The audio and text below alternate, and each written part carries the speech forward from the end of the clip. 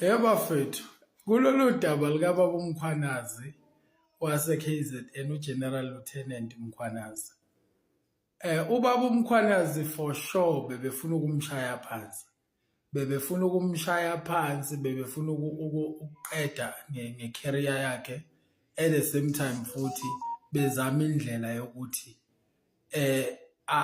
aboshwe noma engayindawo ngoba bese befuna ukumbamba ngayo yonke indlela ukuthi angazami ukubopha laba bantu abazey'khundleni ey'nkulu.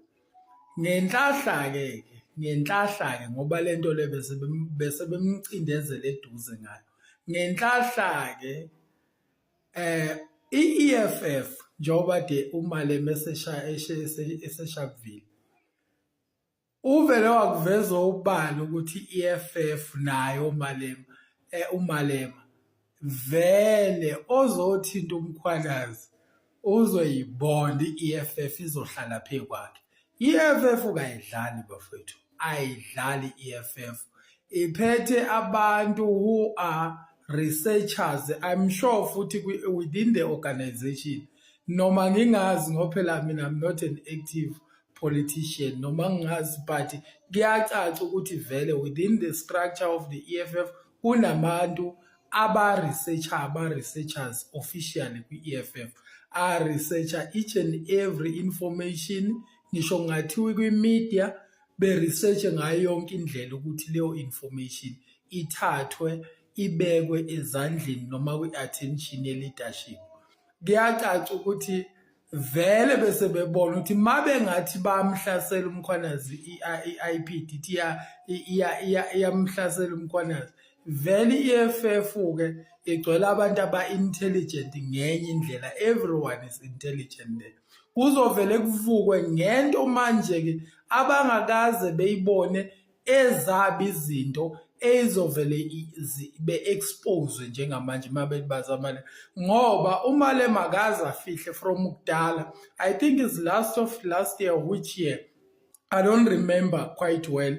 uMalema ekhuluma ngoNhlanhla Mkhwanazi ethi wabona Mkhwanazi wabona uri li-uniform hayi apere uniform, wabona uri uniform uyakena mu, wabona uri uniform uyakena mu. Amncoma uyamthanda la Mkhwanazi, emthandela khona ukuthi ukulwa nobugebengu okuyiyona-ke into i-ANC ephila ngayo, esiphile ngayo for years, for decades, iphila ngayo ukuthi kube khona abantu nje ekuthiwa bathintwa futhi mawazama ukuzoshushisa bona kumele kube ukuthi kuyaqedwa ngawe, kuqedwe ne-career yakho, kuqedwe nangawo futhi kujike lento kuboshwe wena noma kujike lento kusocongwe wena ubulawa.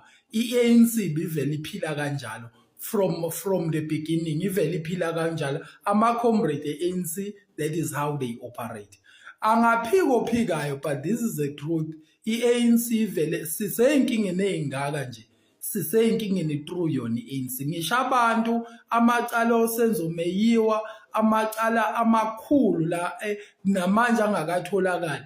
Into bevele beyenze labo ukuthi ngisho ama-celebrities mayenze i-flop ethile, avele ayazi ukuthi kumele aye kobani, aye kuma-officials asey'khundleni ey'nkulu ze-ANC, then leyo nto leyo sinyamalele. Lo ophansi lena obrigadier bani ikhundla zakhona kumaphoyisa uvela ayibonele yena ukuthi yena ngeke asaqhubeka naleyo case. Maye kwaqhubeka sekuzoshawa yena, uvela ayiyeke yona. Kunama-case amaningi abevele eyekwe ngokuthi akuthintwa osibani. Manje i-ANC ilibulekele kakhulu izwe, but I love what is happening. I love what is happening. Angihlale KZN, but I love that man, uBaba Mkhwanazi. I love that man. A man umsebenzi wakhe uyabona ukuthi iyamcasula yonke le system backwardness against i-progress ebekwe yi-ANC, uhulumeni we-ANC.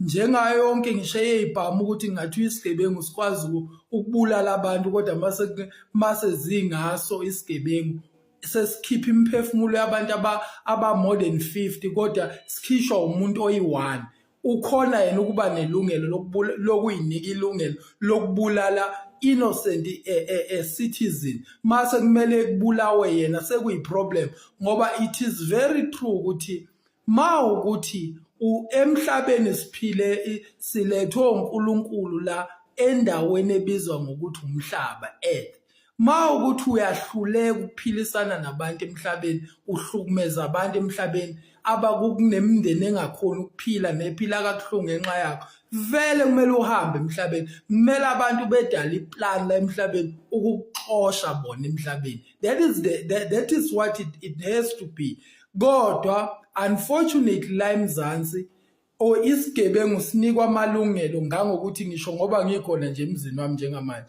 mangangena isigebengu into engizoyenza ngizokhipha isibhamu ukhipha isibhamu usidubula isigebengu kuvaliwe igate kodwa kuzoboshwa mina kuthiwa yena isigebengu ngomthetho wesibhamu besingeyona i-threat i-fatal threat kumina therefore kuboshwa mina uboshwe emzini wakho izinto eziwumsangano ongayi-understand kodwa lana zinormal kulo hulumeni lo esikuwo ngoba awukwazi ukuthi ukhiphe i-ANC uthathe ngathi ayingeni kuleyo nto engani uyena government lo and uyena government okulokhu kwathi inhlo obekulokhu kuhuye zonke lezi zinto lezi izinto eziyekelelwa yibo izinto engashintshwa zikhona zi-exist kube normal nje kubona so is very painful indlela esiphile ngayo yabona nje mina I don't wanna lie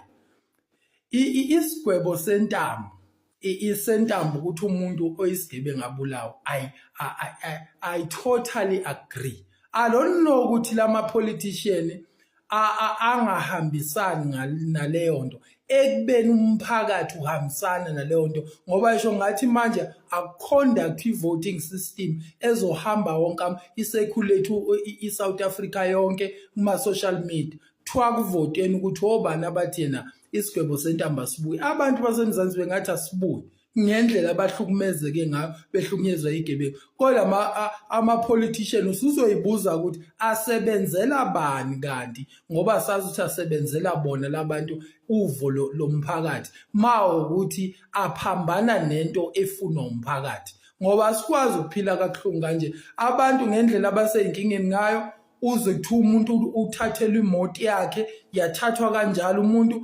udutshuliwe udutshulwa abantu kwenziwa zonke lezi zinto le ndoda lomkhwanazi ikwazi ukwenza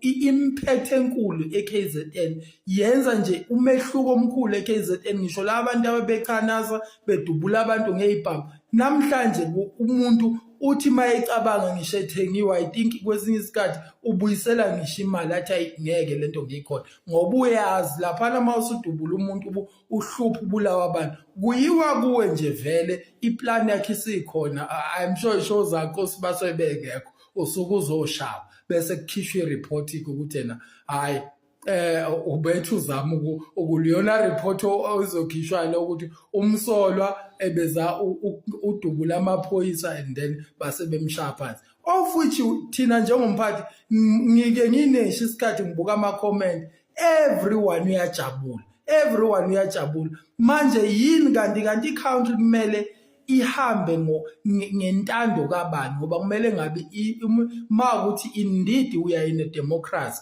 i-democracy intando yabantu ukuthi leyo nto iyintando yabantu why doesn't